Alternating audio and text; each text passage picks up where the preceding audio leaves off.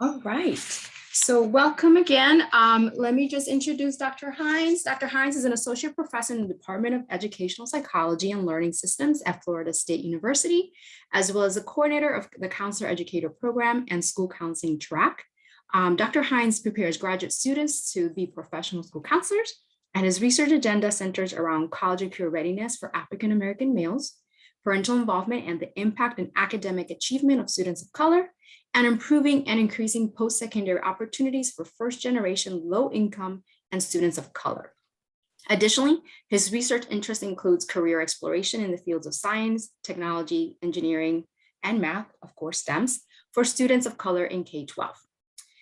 Next is Dr. Mays. Dr. Mays is an associate professor in the Department of Disability and Psychoeducational Studies at the University of Arizona. She's a licensed school counselor and a national certified counselor with experience in K-12 schools, along with specialized educational settings. She completed her PhD in counselor education at the Ohio State University, where she was a Todd Anthony Bell Fellow. Dr. Mays completed degrees in the University of Maryland, College Park in school counseling, and the University of Missouri, where she was a McNair Scholar. Dr. Mays was also a Gates Millennium Scholar as an undergraduate and a graduate student, and she's informed critical race theory, critical race feminism, discrete and bioeducational systems theory. Her research agenda centers around the academic success and college readiness of gifted Black students with disabilities and Black girls. Next is Dr. Paul Harris. Dr. Paul Harris is an associate professor at Penn State, and he's earned his BS ED in health and physical ed with a concentration in sports medicine, and his master's is in school counseling. He is from the University of Virginia. He completed his PhD in counselor education from the University of Maryland, where the program's emphasis was on promoting systemic equity, access, and justice in schools through school counseling. He also holds a master's in divinity degree from the Virginia Union University. Dr. Harris's research draws on previous experience as a high school counselor and focuses on 3 areas: investigating the college and career readiness needs of and promise of underserved students, analyzing the identity development process of Black male student athletes, and specifically the role of school counselors in facilitating their multidimensional sense of self-growth through group counseling, mobile learning, partnerships with other educational stakeholders and other mechanisms, and of course, examining the pre and in-service school counselor training to ensure the implementation of comprehensive school counseling programs in K-12 schools that promote equity, access, and justice. With that said, I'm going to mute myself and hand it over to Dr. Hines. Good afternoon, or good morning, everyone. Welcome to the first of a few of our webinar series here. We plan to have a webinar series on each of the articles in our special issue.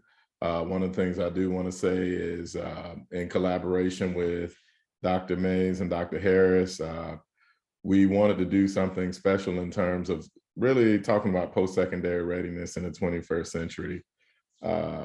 So today's webinar is really going to be like an overview of the articles, because we want you to read the articles, which I will show in just a second, and we want you to attend the future webinars. So we don't want to give everything away today, but we are really just going to, oh, excuse me one second, please.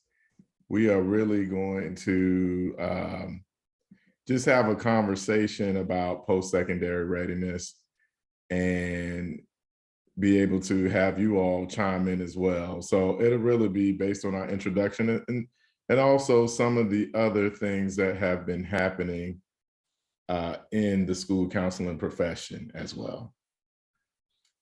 So with that being said, we provided a link. We will put a link in the chat for you to access all the articles in our special issue.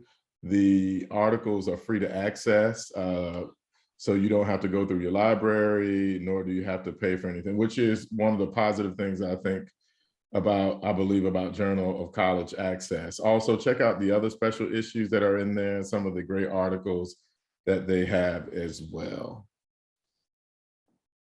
So doing this, over the next couple of weeks and months, we will have several webinars on each of the articles and we will put, I believe what we'll do is we'll try to put this PNG or this JPEG into the chat as well, so that you'll have access to the link. So all of these articles, again, are in our special issue, and it will be good to hear from the authors in terms of their articles and their research. I mean, they're very, very, very, very great articles.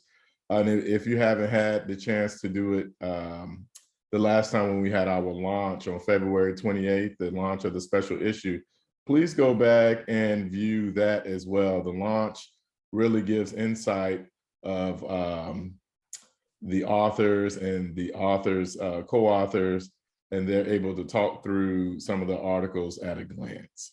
Okay.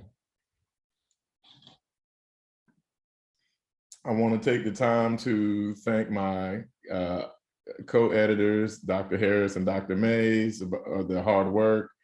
Also want to thank the reviewers again, who put in a lot of time and effort to ensure that these papers were not only scholarly, but they're timely and the topics were relevant. And last but not least, thank the editorial board, Drs. Patrick O'Connor, Dr. Laura Owen, and Dr. Christopher Tremblay. This issue is timely given the shift in our economy, and more so our economy being more employee-centric as opposed to employees trying to find jobs. And also how this pandemic has affected the students and parent decision-making around college. I think given these things that are happening, it is timely to revisit the post-secondary pathway process. Here are some of our authors, excuse me, not reviewers, but authors that wrote articles in our special issue. All right, I'm going to do a brief history or read an abstract of each of the articles real quickly, and then we're going to get into some conversation. So, from a bag lunch to a buffet, a case study of how low-income African-American Academy vision of promoting college and career readiness in the United States. I was a part of this article, and what we did was discuss the unique leadership behaviors and initiatives that facilitate college and career readiness of African-American students. We specifically highlighted the role that urban school leaders can play in preparing students through career academies. I was going to work full-time at Rose's department store. The need for college and career readiness, college readiness with Black and Latinx students. The authors here discuss creating equitable college readiness practices in K-12 schools, particularly for Black and Latinx students who are at risk for not receiving college readiness knowledge and skills. Structured pathways, reinforced plans, exploring the impact of a dual enrollment program on college choice and career interests of future teachers of color.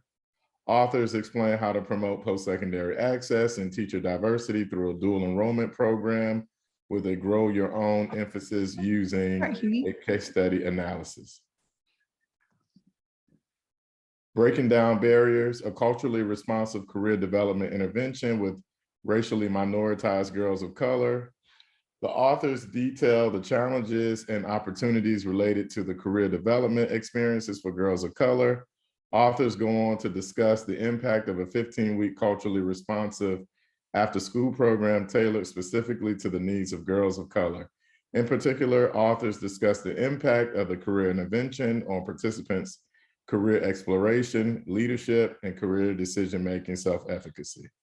I'll be frank, reading through these abstracts again makes me want to go back and read through the whole special issue again. Study abroad, perspectives from historically underrepresented student populations. Authors discuss improving access to study abroad for historically underrepresented students, and through a qualitative research study, sought to understand how an abbreviated study abroad influenced their decisions to pursue this program. Over the Rainbow, a career development group for LGBTQ+ teens. Authors discuss the unique career development experiences of LGBTQ plus students. Authors build on the work of Powell and Hayden to propose a 6-session model for career group counseling, which is intentionally collaborative with LGBTQ plus identified community members. All right, with that being said, I am going to start off our conversation with our guest editors. Please feel free to put questions in the chat, and also unmute yourself. We'll have space for that as well. So with that being said, I'm going to ask my co-editors if they will start us off in telling us why did they decide to do this special issue, and then relate it to their research interests and their personal journeys around college and career readiness.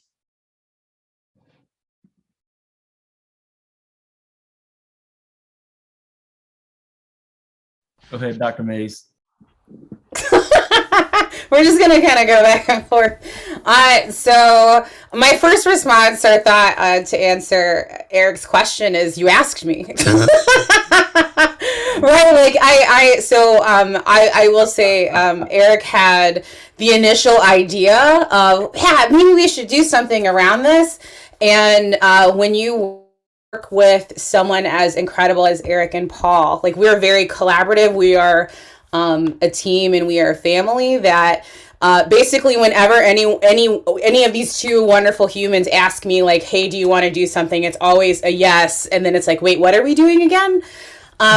But for me, this was just really exciting because a lot of the work that I do focuses on intersectionality in K through 12 schools and moving away from what's going wrong to what's going right. Like, how can we be strengths-based? How can we bring joy and excellence into K through 12 schools and beyond, especially as it comes to academic success and college and career readiness. So for me, I'm like, oh yeah, like, I get to read and learn more from other people who do this kind of work, but it's different from the kind of work that I do. Like, how can we cultivate this really special issue, right? Like, I think these are the conversations that we should be having. And it's just wonderful to be a part of it. Paul, what about you? Listen, I can't add much of anything. And I chuckled when you first started out, because I thought, yep, I'm going to say yes to anything that Dr. Hines and Dr. Mays are a part of that I'm asked to join. And Dr. Hines, to your point, Dr. Mays, spearheaded and as always with excellence, kind of outlined what and cast a vision for what this could be. And we rightly joined efforts to be a part of it. And I was thinking about our relationships, right? And across Council Ed, certainly, and within this group of co-editors, it goes back almost 20 years. And I can recall conversations even in our graduate programs about this very topic. And so the excitement that you heard from Dr. Hines when he was reading each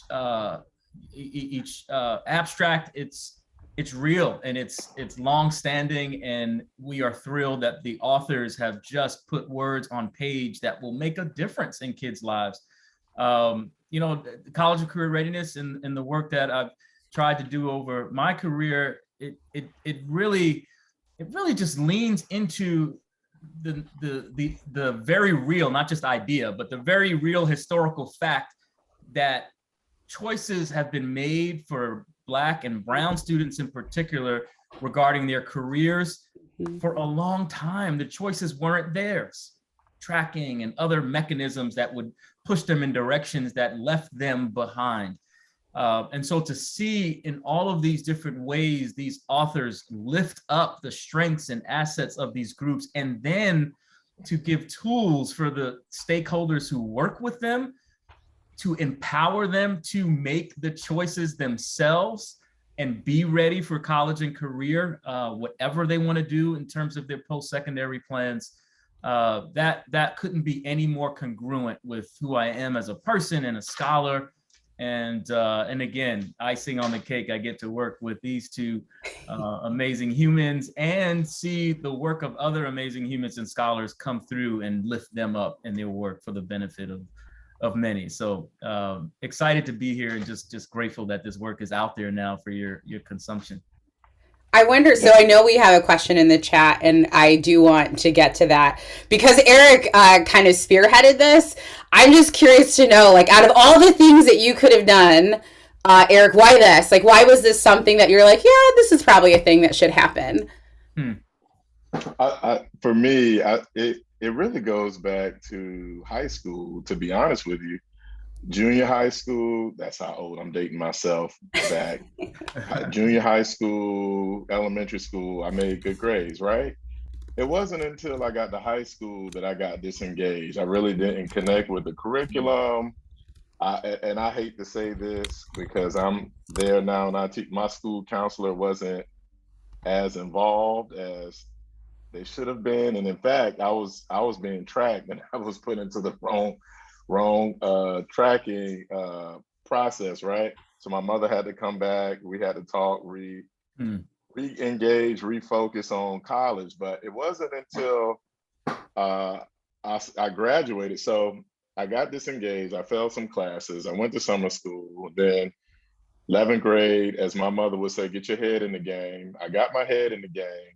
But it wasn't until I graduated, I figured out that some of the things I needed for a 4-year college, at least in the state of Florida at the time, I couldn't be admitted or enter. So along came community college, which was the best thing that happened to me. I didn't know what I wanted to do. I was trying to figure out, I was doing career development on myself before I even knew the term. So with that being said, I figured out, I want to be a school counselor so that other young people did not have to go through some of these same things that I went through. So from there, from my second year at community college, I knew what I wanted to do. But fast forward now, I think that I know that this special issue, as well as the book that coincides with it, was really about trying to help school counselors, educators, educators such as what we are now, be able to teach these concepts, use the research, use evidence-based practices to ensure that our most vulnerable populations and marginalized students are able to have an equitable pathway to any post-secondary opportunity they wanted to choose. So that was the impetus for this. So it was about 20, almost 30 years in the making, right? Probably really 20 years in the making. And it just manifested itself in my current career. So that's the gist of it there. So post-secondary readiness is like my third child. I love this research and I love this work. So appreciate that. Like you said, Dr. Camillo asked the question, what were some key takeaways from the special issue that can help to inform post-secondary practices in schools today? So I think I'll jump in with some thoughts that I have. I think in every single article, without necessarily naming it, each article and collective of authors are talking about creating this thing called home place with students. So they're saying, how do we create a joyful resistance, right? As bell hooks would say, that we can both love and protect our students and also help them grow and develop in these really wonderful, amazing ways and rise to the occasion of a world that's still constructing itself, right? So we have no idea what careers are going to be here in the next 5 years, right? So how can we prepare students for that and protect them from a society that is oppressive, right? A society that is full of racism, full of hate, full of transphobia and homophobia and classism and all of that stuff. And so, yes, like we have to understand that those things are happening, but that's not the totality of our students. And each manuscript, each article is saying our students are so much more than the pain and oppression that they experience. How can we be joyful about all of that stuff in spite of. And that's I think a major takeaway for me as someone who's in the field, as a scholar, as a practitioner, of how can we do this joyfully, right? How can we engage students in their histories and their ancestry and just say, yeah, that awful stuff is happening, but there's really cool stuff, that you come from good stock. You come from an incredible history and story. How can we build on that? And I think each manuscript does that. So I will stop there because I'm just going to keep geeking out about it. What do you all think? No, the joy is palpable, right? I think there's something about how everybody presents it, to your point, Renee, that really brings that out and gives like, and again, not to name any one articles, I think they all do this. There's this celebration, right, of what can be and what already is in the lives of these students. And there's this pathway that each of them craft, given their specific content and topic, for how we go about disrupting the status quo that had previously, and still on some fronts, oppresses them in their endeavors, right? And so, there's this critical consciousness that's present in each of the papers. And then there's this, and here's how, with the voices elevated of the stakeholders themselves, whether it's the community partners, the students themselves, here's how we go about disrupting that status quo to see them flourish. And I think that is, speaking of joy, that brings joy to like see that in print, right? To see sort of both ends of the critical consciousness, big picture, down to the here's how we do it. And that was fun to consume. I think one of the takeaways to think about for me, in addition to what Dr. Harris and Dr. May so eloquently stated, is there's this notion of, okay, we get them out of high school, we've done our part, but that's really just the beginning. We got to make sure they not only get through their post-secondary option of their choice, but they stay and they flourish and they're successful. Two of the articles that I enjoyed reading, one talked about a live and learning community. I enjoyed reading all the articles, by the way, so I'm just picking those two out. And it really discussed, how is it that we can find affinity groups for our students once they graduate if they decide to go to college. It's one thing to go to college, but we're expecting 17, 18-year-olds in a span of 3 months to become adults. So sometimes that freshman year, all of us could probably remember our freshman year in college. It could be kind of dicey. I know it was for me. Ooh, child, yes.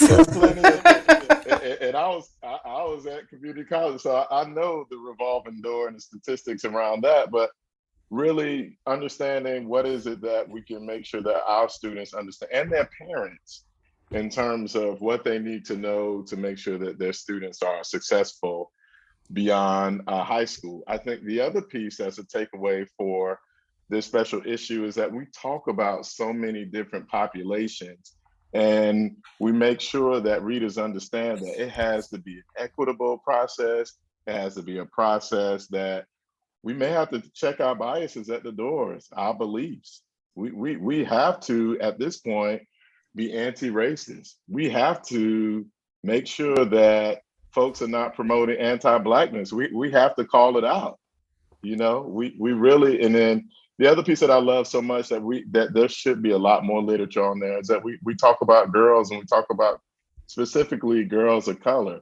We know that women in general, they do well in school, they do well in college, but there's some other things that we want to make sure that women are being supported in, and making sure that mentally, psychologically, physically, that they're successfully getting through the process. So we have a few articles in there that talk about it. So I love that piece, because that we have to be able to have these conversations, not just, okay, well, let's look at the metrics. Oh, she has a 3.0, she's doing fine. Are we sure she's doing fine? Academically, she is. What about socially, emotionally? What about, some of the things that may be contextual in high school or on the college campus? What about conversations that they may need to have that they're afraid to have? So these are things that we talk about in this issue, but also I think we're able to give some step-by-step recommendations in each of the manuscripts that will help our readers implement it, whether you're in a high school, whether you're in elementary, whether you're in middle, whether you're in a vocational school, whether you work at a 4-year or a 2-year institution. It's not a one size fits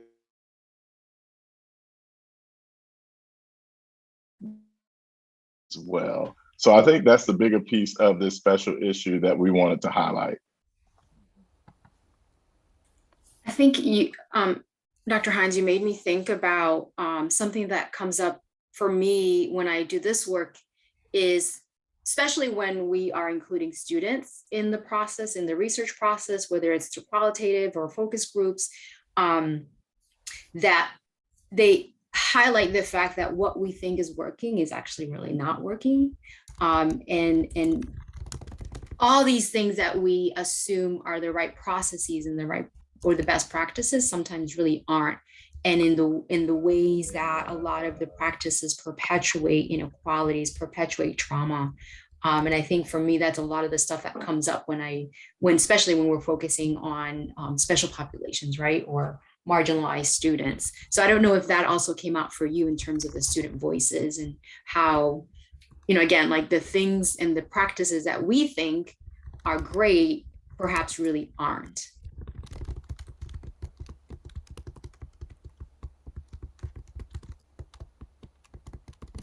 Somebody typing. Yes. Oh, sorry, that was me. Eric, I think you were going to respond. No, go ahead, and I'll follow up. No, I was responding to the chat. I didn't want to interrupt you. No. I agree with you, Dr. Camillo. Some of those things come up. I didn't know if you wanted me to add something specific to that, but I think that. But again, I'm trying not to give it away. So I want our readers to take a look at it. That's the kind of the joy in it. We're trying to give them an overview, but yes, I concur with that. So the next question I have, and this is probably being a little, you might be a little biased, but were there any specific articles that resonated with you all? I want to, because I think the readers would like to hear, is there something that may have stuck out to you the most? And this is not saying that you chose a favorite article, but it may have been an article that you're like, oh, wow, this kind of connects to my research of what I talk about or what I discuss in class.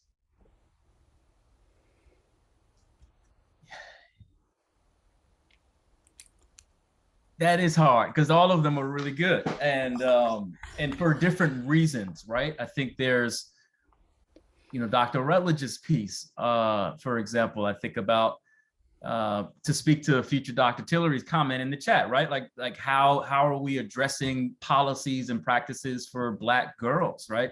And I think Dr. Rutledge and their team unpack that a bit for us. And I would come to your piece as well and thinking about post-secondary readiness and the role that career and technical education plays in that process and how we facilitate that readiness appropriately for Black and Brown students, not in a way that tracks, but in a way that prepares them and empowers them to be fulfilled wherever they would go. So I'm kind of doing what I did before, so I'm cheating a little bit, but I did mention 2 articles, but I think we could do that for every single one of them. Dr. Griffin, Dana Griffin, and her colleagues also had some really good practices that are ready to be implemented related to readiness processes. So I'm gonna pull it back a little bit in line with your comment earlier, Eric, about not giving it all away, but at the same time answer the question and naming at least a couple pieces that I could say some things about. But I think all of them we could all say some things about. I really appreciate. So I of course agree, and there are things that I can pull out of each contribution, each manuscript in this special issue. I'll pull out one in particular, and it's not necessarily my top or whatever. It's just I find it to be really meaningful. Often when we think about college and career readiness, we don't think about queer and trans students and their unique needs. It often gets, I think, usurped. Their identity gets usurped in other categories rather than thinking maybe more intersectionally about what being queer and or trans means.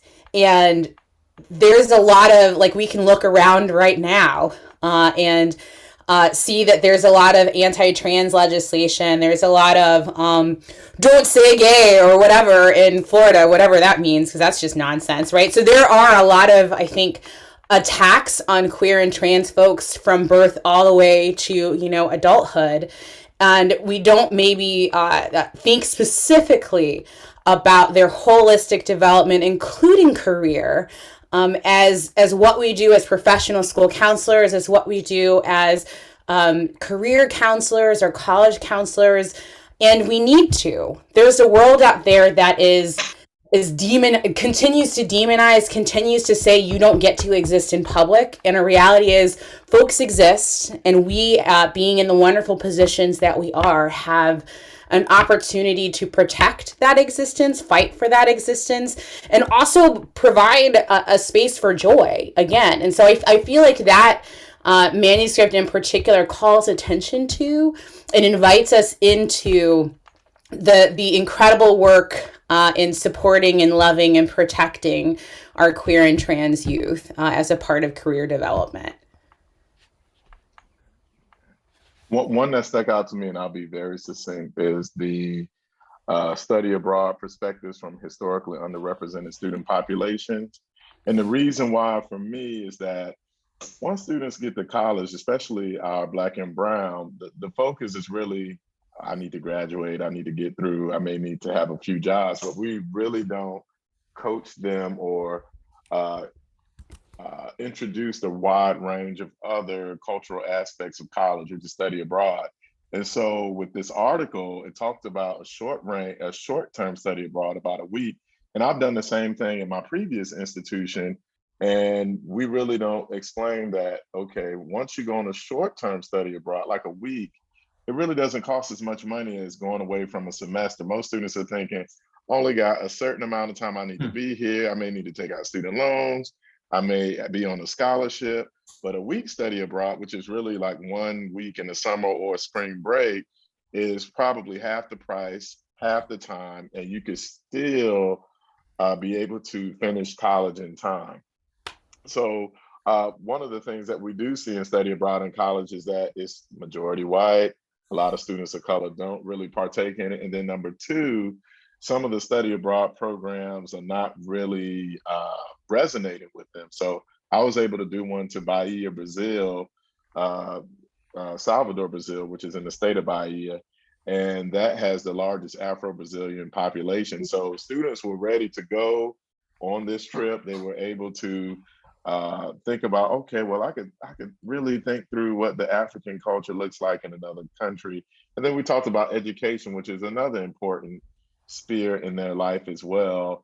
And then juxtaposing it to what does the American education system look like for Black students. And then in addition to that, ensuring that we had faculty of color, mainly Black faculty, taking those trips. So those are, I think, one of the bigger articles that I definitely enjoyed, because we don't really talk about how studying abroad can really change their lives. And it also talked through as well, I won't give it all away, how it influenced their career development. And I saw the same on the in the study abroad that I was on. Like, some of the students went and changed their major based on going to study abroad. Some of them decided, oh, I want to go to grad school because I could really focus on doing this with marginalized communities.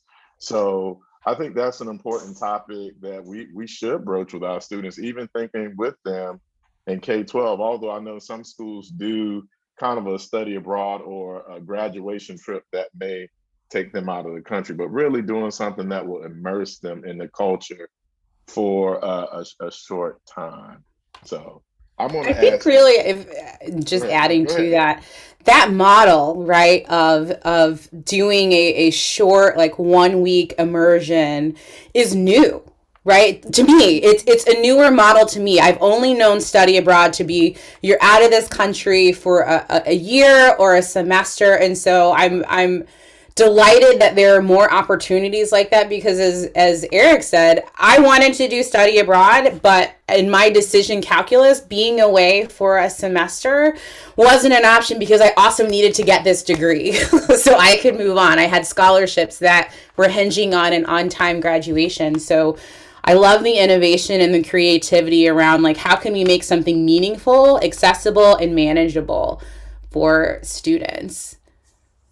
No, I agree. It was the same. The thing that, and this is 20 years ago when I was in undergrad, the thing that they had was the semester at sea. I'm sure they still have that. But that wasn't that an MTV show too? it might have been. No MTV.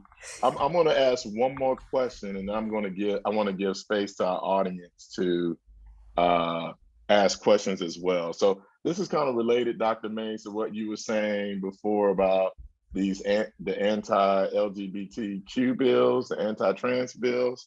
I know that there's been some state level bills presented to limit or even get rid of the school counseling profession, namely the Ask the National model.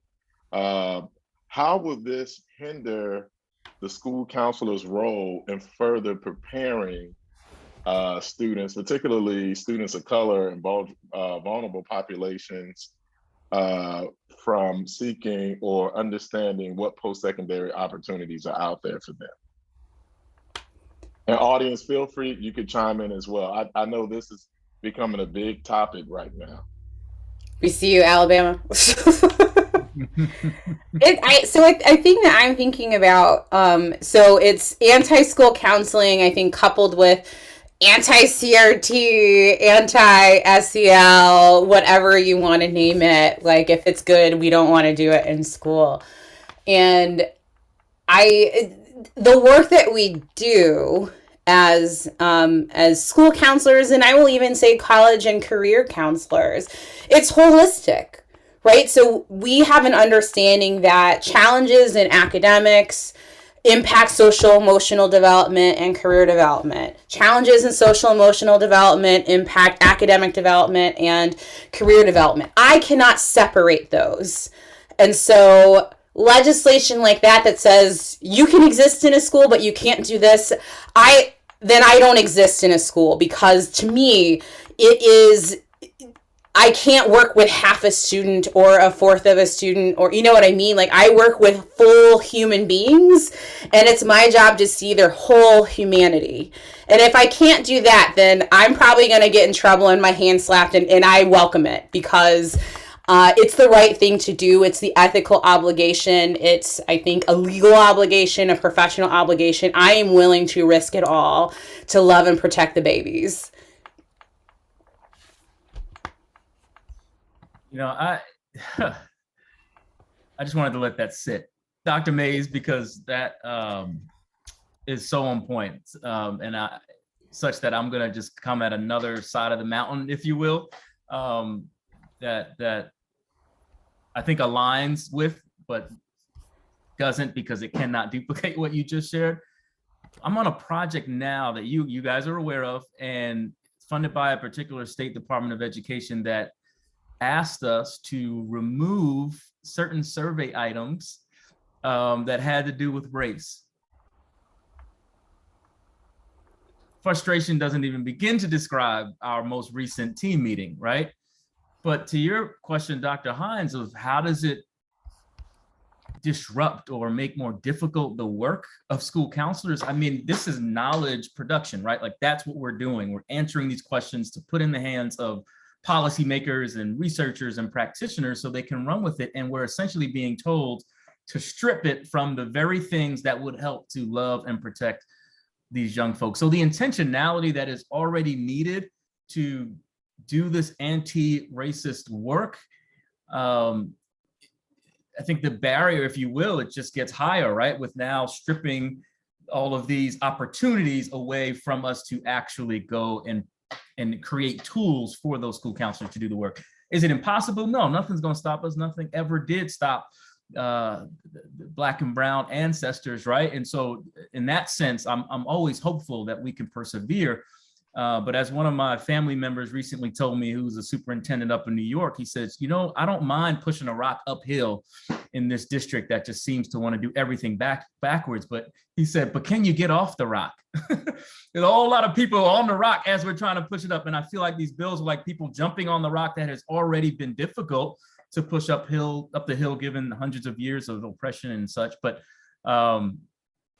I'll stop there because there's still a little bit of, or a lot of frustration mixed in that may be disrupting the linear nature of my comments, but I can't help but think of the work that has to still be done, to your point, Renee, and we will still do it, but get off the rock. And that's what I feel like is happening. Get off the rock as we're trying to push it. Yeah. Something that I constantly think about, and I think you all have brought it up, is when we think about post-secondary transition and enrollment and persistence, questions, right, around like, why are students not enrolling? And I constantly say, why would someone want to enroll, right? Like if I had a bad relationship in K-12, like why would I want to continue that relationship when I go to college, right? And so these bills and efforts, right, to disrupt the system of the healthier system that we've tried so hard to build is sending a message to students, right? We don't want you here. And that's the first thing that they're seeing.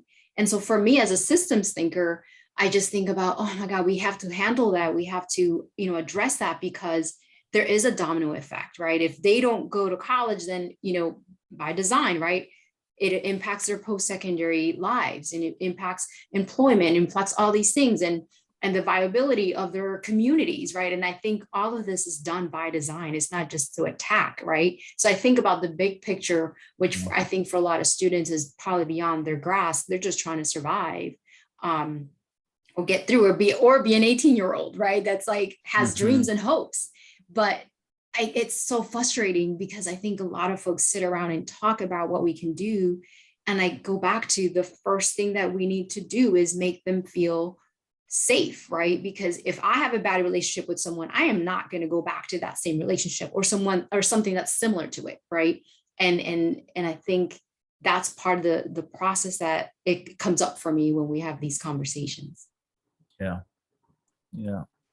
I think.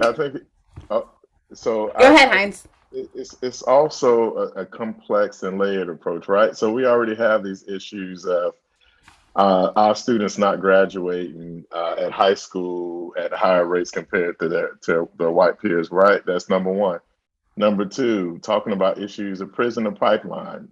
Number three, the school pipeline of prison. I'm sorry. Number three, the way or the, how can I say this?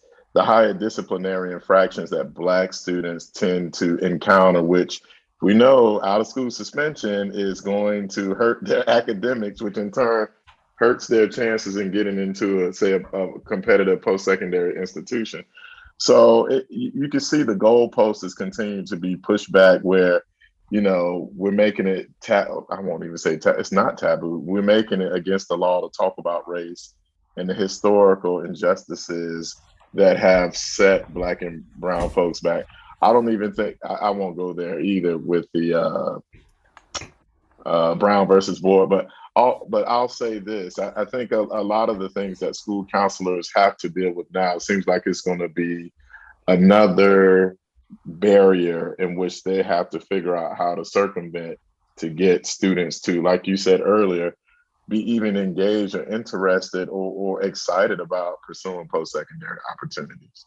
Go ahead, Dr. Mays. I'm sorry. I see this moment as the ultimate power grab, right? So we've seen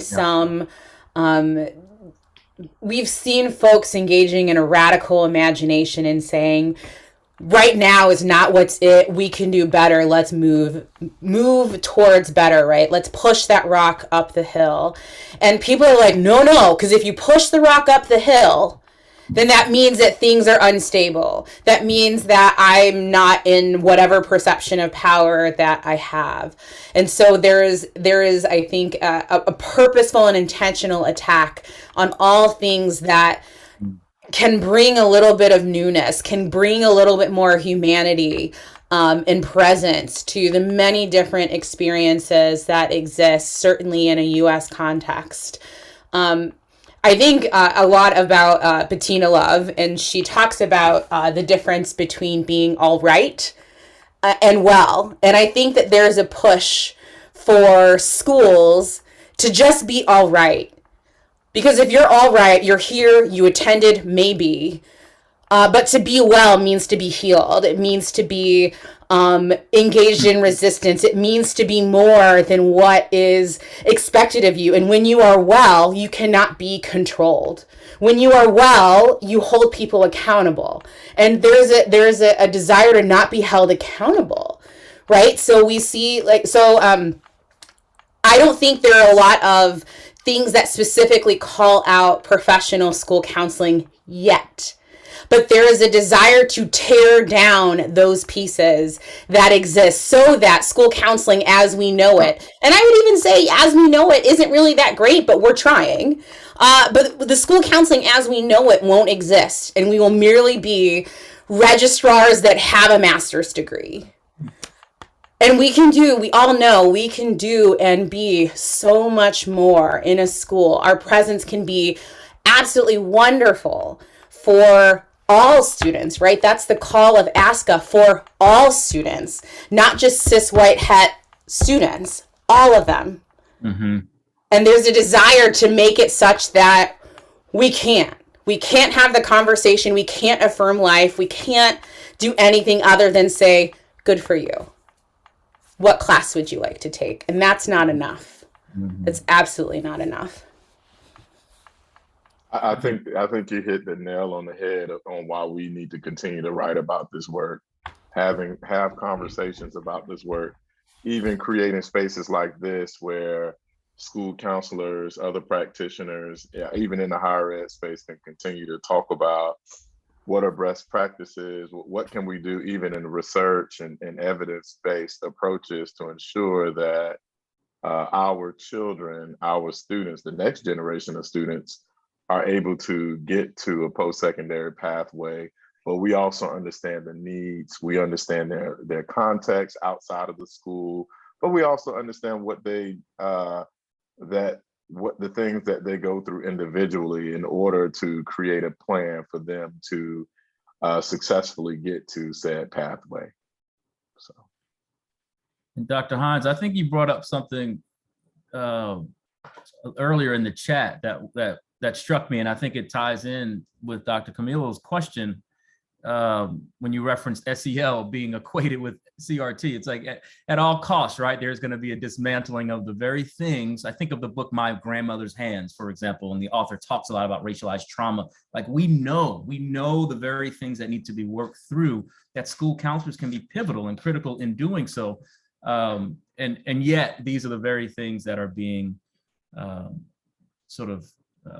attacked, if you will. And I think to your point, the writing about it, the illuminating, the shining a light on it as much as we can, and not just, the issues, though that's important because sometimes it's like saying, hey, let's illuminate how this happens, right? How the status quo is maintained. But I love what the authors have done in the special issue because they've done that and they've said, and here's how we keep this thing going, right? As they come for trauma-informed practices, Dr. Camillo, because yes, that is in essence, it's like tying somebody's hands behind their back and telling them to go perform some miracles, right? It's how do you do that? And so that was just in the state of Virginia and some of their recent infrastructure shifts, politically and so forth, that is happening. So, any questions from our lovely audience? I know we have about 8 minutes left. We just want to make sure we give you voice and space or if you have any comments. I know Ms. Tillery put her blog in the chat. Thank you for that resource. And I know a lot of you obviously here today are interested in doing some of the work that we've been discussing today.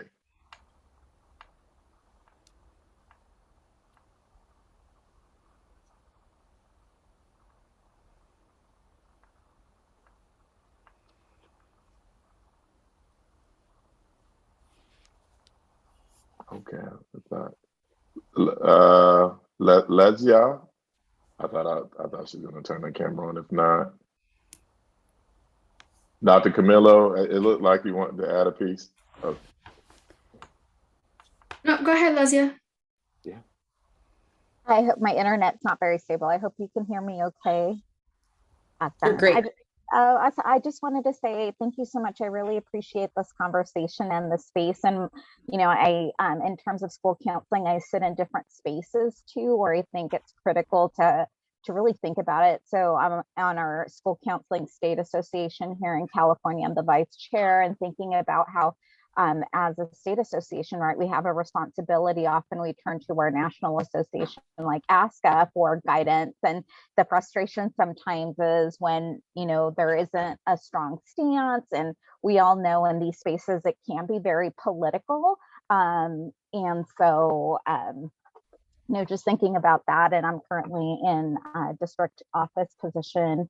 And so just thinking about how important it is for all of these spaces to really support our students. And I have the pleasure of also teaching future school counselors as well. And so anyway, so much is ruminating in my head and thinking about that. And if there's anything I could support you all, I appreciate it. So thank you. Thank you. Yeah, thank you. Dr. Hines, I'm wondering if we want to upload or share the slide again with the next with the list of the next webinars, and then we'll send that out to everyone who's registered. Yes. Okay. Yes. Let me go ahead and do that. And as Dr. Hines does that, does anyone else have any comments, reflections, questions? Let's see.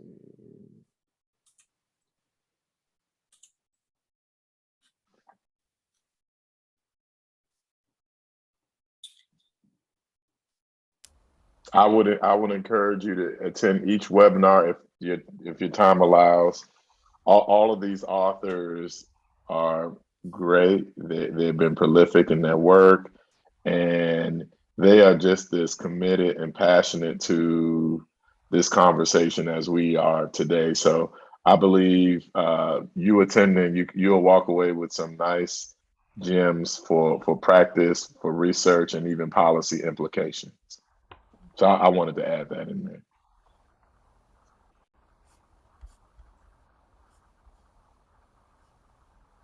Always on mute. And I'm adding the link to the center where accompanying blogs will also be available. And our goal is to make the content practitioner friendly. We know folks are busy, and so we want to give you things and content that you could definitely not only use in your practice, but also share with your colleagues, whether that's school counselors, administrators, or other folks that you collaborate with, including parents, guardians, stakeholders, and students. So we also look forward to the blogs, accompanying blogs, and the journals. One more thing I wanted to add, I put it in the chat, the link. If you all will, we go more in depth about equity-based career development and post-secondary transitions in the text that Dr. Lauren Owen and myself co-edited. And Dr. Harris and Dr. Mays, they have specialized chapters in there as well, talking about athletes, talking about gifted students. So we have more chapters that go through from school counseling, being leadership and career development, all the way to being able to have students of color participate in career technical education. So it is a great resource that you can use in your classroom. You can use it for professional development with your school counseling colleagues or your school counseling association. And you could just use it as a resource if you're out there looking for more information on how to provide an equity-based approach to working with students around post-secondary readiness and career development.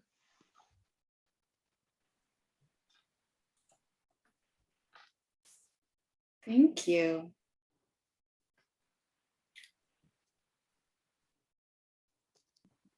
I'll make sure.